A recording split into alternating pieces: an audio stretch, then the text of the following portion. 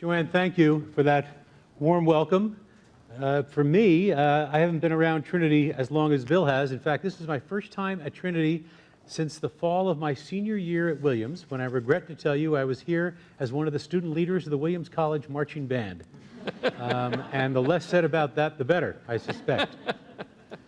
I'm delighted and really honored to be with you as part of this conversation that is a very important conversation on this campus and really across the country. And as the President mentioned, we have watch parties in Phi Beta Kappa chapters going on across the country tonight, and I think archived versions of this content will be available. And part of what we're about tonight is not just the discussion of these issues, but actually the discussion of these issues. How do you go about thinking about these things? Because we are living in a time where I have actually had not just students, but faculty members, not just any faculty members, but tenured faculty members say to me, these are such important issues and I'm afraid to talk about them. I'm afraid to talk about them. Right? That's the beginning of the end of academia, when we're afraid to talk about these things. So tonight we begin, and I think in a very important and powerful way. So let me set some of the context by what I would say are our first principles that we have to start with. On this campus or on any campus, there will be issues of free expression that will come up, and when they come up, the news is coming too fast and the events are moving too fast to try to play the politics of it. The only way to react is to start with first principles that have been developed. So the obvious first principle, well, let me start with a story that sort of sets this. I gave a talk on hate speech and free speech. This is some years ago at University College London. And I was asked a question by one of the faculty members there about a hypothetical case of what would you do if a group of skinheads took a truck and painted it up with racist slogans and drove it right into the heart of Brixton, a part of London that is predominantly Caribbean and African British. Would you prohibit that? So I started to explain how I would go about thinking about it. I'd need to know what the drivers of the truck or the skinheads were trying to do. Were they trying to threaten people? What was their goal? He stops me in mid-sentence and he says, "Why is this so hard for you? Why is this so hard for you? We all know it's wrong. Why can't you just make it stop?" Well, and that is meant to ring wrong, I think, to at least the American constitutional ear. I will argue the American ear generally, that we don't prohibit speech because we all know it's wrong. That we do believe, and I certainly believe in the words of Justice Louis Brandeis, that the answer to bad speech is more speech. And that we don't decide what they can say. We all get to speak. Brandeis would have said, that's not so much from trying to all reach the best results or the best ideas, although that's a part of it, but it's the very essence of our humanity is the fact that we express ourselves. That's how we exist as a part of a society. So I start with the proposition generally in society that speech is presumed to be protected. That doesn't mean all speech is, but that's the starting position. The speech is presumed to be protected, and especially on a campus, where the whole reason for existing on a campus is debate and discussion and challenging and learning. So we start with that presumption.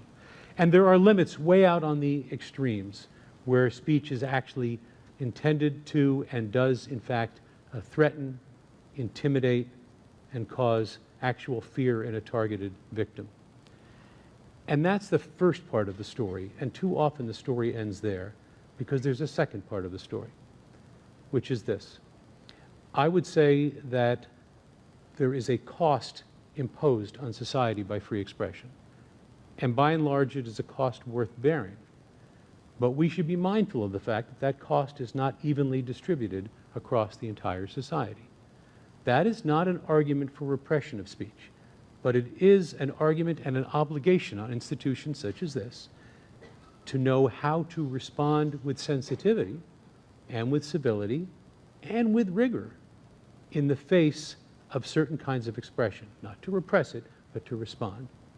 And so there will be cases in which speech is permitted, is protected, but it is not consistent with the highest values of the institution. Again, that is not an argument for repression, but it is an argument for members of the community, sometimes at the highest level of the community, to speak out in response to that. So these principles are not warring, they're not inconsistent. In fact, I'll come back to where I was a moment ago and conclude there. Louis Brandeis said the answer to bad speech is more speech.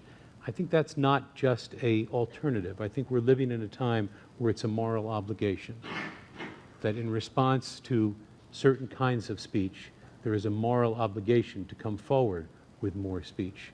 That's what it means to be citizens in a participatory democracy, which has at its core a right of free expression. Thank you, Fred. I really like that moral obligation thought, and I think there's a corollary to that, especially in this era, and that is when we read news that is untruthful, to find the facts, to trumpet the real facts, and to support news organizations around the nation who report the truth without fear and without favor. Holmes was a staunch patriot, a man who was very proud of his service and understood the horrific reality of war. Rosita Schwimmer, as I mentioned, was a pacifist, and in the 1920s, she applied for citizenship. She was Hungarian, and in answering questions on her citizenship application, she wrote that she would refuse to enlist in the army and bear arms to defend her country because she believed in world peace. Now, of course, in all practical terms, this point was moot because she was over 50 years old and women couldn't fight. But that didn't deter the Immigration Naturalization Service, which rejected her application. The case came to district court in Boston, and she was denied citizenship. It was then appealed up to the Federal Circuit Court, who reversed the decision, and then on to the Supreme Court, where in April 1929, Rosita Schwimmer's life and Oliver Wendell Holmes' life converged. The Supreme Court ultimately ruled that Rosita Schwimmer could not become a citizen of the United States. However, Justice Holmes, the Civil War veteran, the patriot, dissented. And it's his dissent that I wanted to read to you, just an excerpt, because it crystallizes to me what Fred talked about, that freedom of speech is not just for those thoughts we agree with, but it's also for the thoughts that we revile, that we reject. And here's what he had to say. Some of Schwimmer's answers might excite popular prejudice, but if there's any principle of the Constitution that more imperatively calls for attachment than any other, it is the principle of free thought. Not free thought for those who agree with us, but freedom for the thought we hate. I think we should adhere to that principle with regard to admission into the country, as well as to life in the country. So for Holmes, it was critical, it was fundamental, that citizens have the right to express their thoughts, regardless of how unpopular or popular they are. And I would add that the best antidote for speech that we disagree with is in-depth discussion, more freedom of speech for all parties on all sides of every issue. And in the marketplace of ideas, I believe that good ideas are ultimately going to prevail over bad ones. But hearing ideas that we disagree with, listening carefully, dissecting, analyzing those ideas will give us the perspective to argue fervently against them with thoughtfulness, with logic, and civility. You'll recall in the aftermath of the tragedy at Ferguson, there was subsequently another tragedy. 2 police officers were murdered. One of our student leaders, a student I actually knew quite well, who was one of the leaders of our Black Lives Matters movement on campus, tweeted out that she had no sympathy for the police officers who had been murdered. Now, I'm pretty confident I know what she meant by that. I say that both because I knew her and because I had first met her when she organized our post-Ferguson vigil that I spoke at, and where she introduced our chief of police. So she was no, anti-police person. But I think what she meant was, and it was coming from a deep place, how come when the events of Ferguson happened, at least in her mind, the world did not pay adequate attention, but when 2 police officers are killed, the world comes to a standstill. But that's not what she said. Right? What she said was, I have no sympathy for these police officers and their family. She had about 60 followers on Twitter, which for those of us of a pre-Twitter generation is the vague equivalent of saying it in the dining hall. But one of those 60 people was someone who was a troll and was following a number of students on campus in order to cause trouble. And he picked up this tweet and he posted it on a heresy-chasing website, I guess I'd call it, a right-wing website, and it went viral. And so you can imagine what happens next. The world comes in 360, and Joanne will understand what happens next. The president gets lots of free advice. There are those who said she should be thrown out of school. She should at least have her scholarship taken away. I thought it was interesting that people had no idea whether she actually was or was not on scholarship when they said that. That was revealing in an interesting way. And then, of course, there were others who said that all that was called for was a complete full-throttle defense of her right of free speech. And I felt that I was being presented with an impoverished choice set, that surely there was something that could be said beyond just saying she has the right to say that, but at the same time defending her right to speak. So I resisted those who suggested she be thrown out of school, certainly, or even be sanctioned in any way, including financial implications for her financial aid package or the like, or any kind of disciplinary action. You do not sanction members of the community for their exercising their right of free expression in an academic institution, whether one agrees with it or not, especially if one doesn't agree with it. Holmes had that part right. But what I did do was put out a statement of my own in which I said there will be no detrimental consequences for what she said. She has right of free expression, but I do too, as president of the university. And this university has values that we stand for, and I think the substance of expressing no sympathy for the family of 2 slain police officers is not consistent with the highest values of this university. Now you know what happens after that. You now get it 360 again. Almost nobody is happy with that response, because they used to say, as a sort of a tongue-in-cheek comment, that as university president, if you're getting equal grief from left and right, you've got it roughly right. The problem is not in a world of equal grief. The problem is in a world of pulverizing, where it's very hard to even hear the other side. So as the situation played out, it took a while to reach a point of stasis on campus. What do I think I got right? What do I think I got wrong? I think I got the balance on this one right in terms of my response to her. I think it would have been inconsistent with the highest values of the university at that time, at that moment, when the society was so focused on these issues, to say nothing about the substance of what she had said. I think a wise president does not call First Amendment balls and strikes on a daily basis. You pick your spots. And over the course of years, you may only do this once or twice, but you pick your spots and you are allowed to say, this is what this university, this is what this college stands for. I certainly think I got it right, not sanctioning her for her speech. Lessons learned, looking back on it, probably trying to do more personal interaction with her and calling her in might have been the better part. Those are delicate judgments at that point when the situation is quite that hot to the touch. I do know that this, by coincidence, happened to happen right around Christmas break, so people were actually not on campus as much as they might have been. That might have been a difficulty of being able to bring people in. But my view generally was to try to do this through dialogue and through building bridges. And the best piece, which I was not able to do in this case, to get people from different sides of it together, use the president's bully pulpit to get people together in your office, even better in your home. It turns out it's very hard to hate somebody you actually have broken bread with and you've actually met with. It's very hard to demonize somebody you've broken bread with. So a little more time, maybe we would have been able to achieve that. If you're the president of Penn State, you're bound by the First Amendment. If you're the president of Williams, you're not.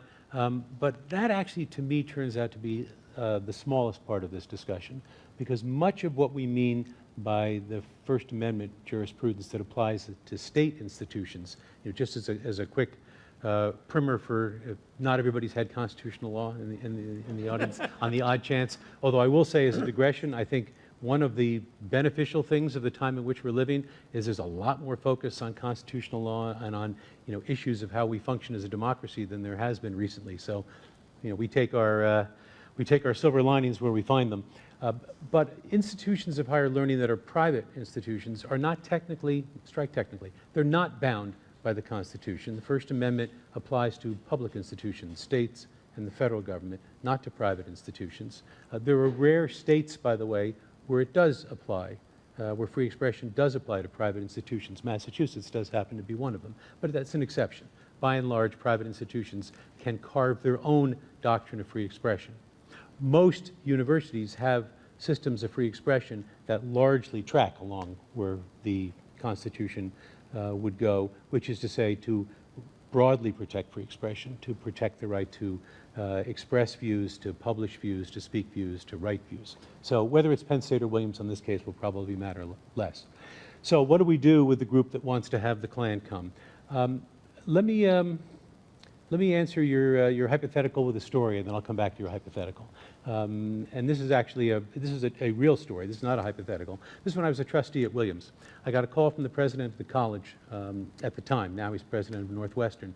And he said, I just got a very disturbing call from one of my Jewish students, the head of the Jewish Student Union, plastered on her dorm in her dormitory, her door in her dormitory, was a mock eviction notice meant to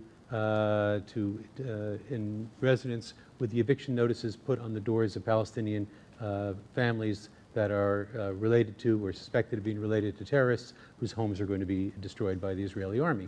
So this was an eviction notice put on her door that says you've got 24 hours to get out of your room, and otherwise everything will be taken out and your room will be destroyed. By the way, my favorite part of this is at the bottom. It says, and all charges will be put on your student account. I thought that was inspired, actually. So he says, what do we do? I said, well, the first thing I'd want to know is who did it, but more important, what did they have in mind when they did it? Because I don't have enough facts yet to know exactly what happened here. I want to know what they were trying to do. He said, well, how would you possibly know what they were trying to do? So well, why don't we find out, for starters, where those notices got plastered? Was she the only one with one of those notices? Because if that's true, that's at least plausibly consistent with an attempt to intimidate her for particular religious reasons, and that could be a problem for you. If, on the other hand, and this is what turned out to be the case, every room in the entire dorm had gotten one, that sounds like a political statement. It may be one you don't agree with. It may be one that a lot of the students in the dorm don't agree with. But then it's a political statement. So the goal is to try to find out what's in the mind of the actor. Is this somebody trying to communicate a view, even a hateful one, or is this someone trying to intimidate? So if somebody is bringing even the Klan to campus in order to express and explore racist views, I would say that's one of those where I would permit them to speak. I think that probably is one. I'd need to know more about the context. This probably is one where I would feel obliged as the president to say that what they stand for is inconsistent with the highest values of this university.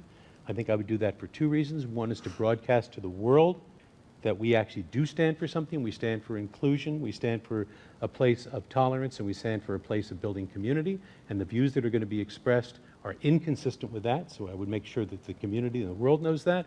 But also this goes back to what I said before, that the cost of free expression is not spread equally across the society.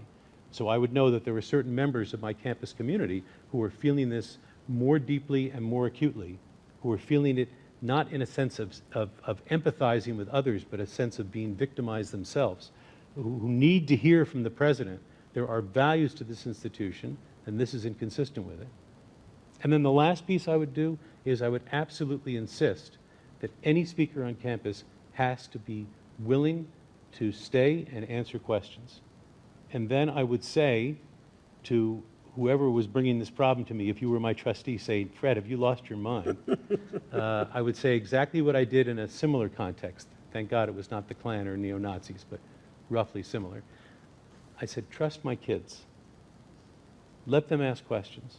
If they get to ask hard questions of these guys, their views will collapse of their own weight. Of all of their views, these white supremacists, of all of their views, the only thing they're right on is their right to speak. Why frame the question around the only thing on which they're right? Let them speak, make them defend their views, and then it will collapse of its own way. The event can go forward, and you've got to be able to create an environment where people can talk and be heard. Right now, you and I are able to talk in front of this audience, and I'm quite sure there are some people who are thrilled with what I'm saying. I bet there are some people who are a little less than thrilled with what I'm saying, but nobody is standing up and disturbing our ability to speak, so you can't permit that. Now comes the harder part. There's another obligation to maintain safety on campus.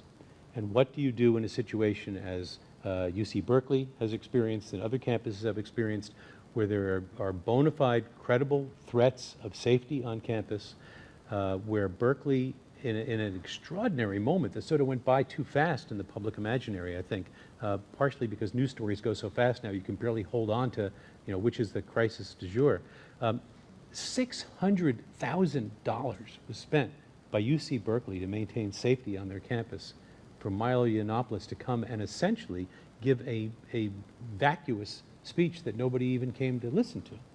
$600,000. I don't think I have to tell anybody in this room what those kind of resources mean to a university, particularly one like UC Berkeley, and this is all public, they're having financial troubles and that they're dealing with.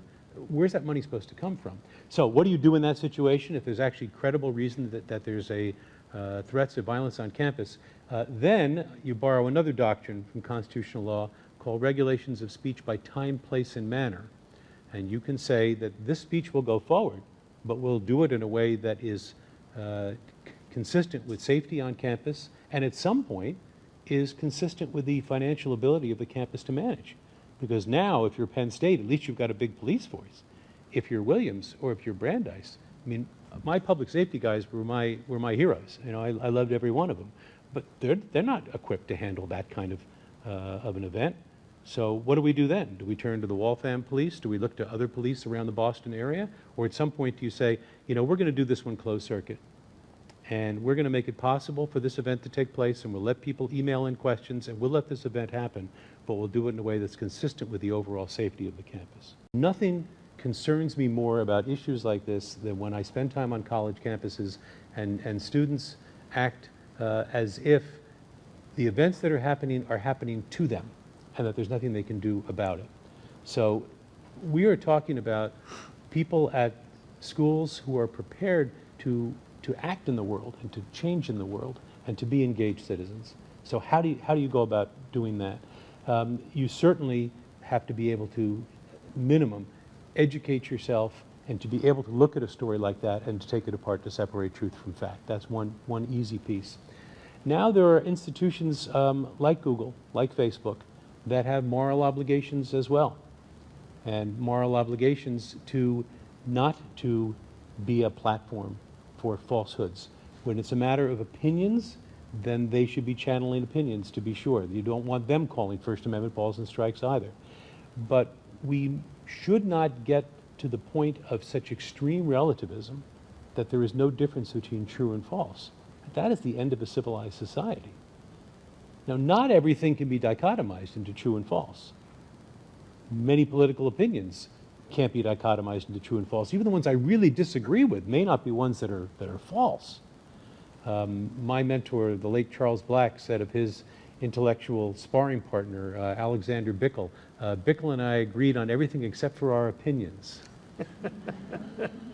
So we have to reclaim that ability to say of people with whom we strongly disagree, we agreed on everything except for our opinions. But what does that mean? It's not just a pleasant expression. It means that we are committed to the same method of truth-seeking and the same method of inquiry and the same method of how we put an argument together. And then there is the ability to say those who are not committed to that, those who see no distinction between truth and false, should be called out on that by all. So, when I said that a president of a campus, for example, shouldn't be doing this on a daily basis, and now I'm giving you like a third example of it, so I've done it 3 times in the last 15 minutes. These aren't going to come up all the time, but as I say, you do pick your spots. And on one like that, well, maybe that's even the time for, I don't know, the President of the United States to say that falsehood of this kind has to stop. Maybe that's how the bully pulpit is supposed to work. As a president of the university, what happens when, as at Middlebury, with the visit of Charles Murray, things get out of hand, a crowd of students drowns out the speaker, as the speaker tries to leave campus, the professor who sponsored the speaker gets physically hurt, there's violence, and it is really outrageous tumult, probably illegal tumult. How does the president react in terms of both handling the students and public statements? You go back to first principles. Right? We are educative institutions. We are not punitive institutions. That doesn't mean people sometimes don't wind up being disciplined or punished in an academic institution, but we don't exist for that purpose. Let me digress for a second. Dwight Eisenhower was a famous strategist. He was famous for thinking in terms of mission and goal, strategy and tactics. And on his desk during the Second World War, he kept a chart of goal, strategy, tactics. And the goal was win the war. And he said whenever he had a hard decision to make, he refracted it through the lens of how is this helping me, or is it helping me win the war? Now, when I have told that to faculty members or trustees, they sort of nod like, well, of course, and where's this man going with this? And I say, what's our version of win the war? We better have one. What's our version of win the war? Right? My version of win the war is the creation and the discovery of knowledge and the transmission of that knowledge through our teaching and our scholarship for the betterment of our local, national, and international communities. So when something like that happens, you refract it through that lens. Now, sometimes if students have so completely violated the norms of the institution, in the case of Charles Murray, where they're students, and by the way, sometimes these are students and non-students. A lot of this gets elided in the press too. But if there are students who are involved in physical violence against the speaker to campus or anybody on campus, then obviously there have to be consequences. But that's not the starting proposition. And I've had this discussion with a number of people who say, you'll never accomplish anything that way. There've got to be rules and there's got to be sanctions. People have to be punished. That is not what universities and colleges exist for. At the end of the day, till the moment they are excluded from the institution, and only for the most serious reasons should students be excluded from the institution. To the moment that happens, they are our students, and it is our obligation to educate them.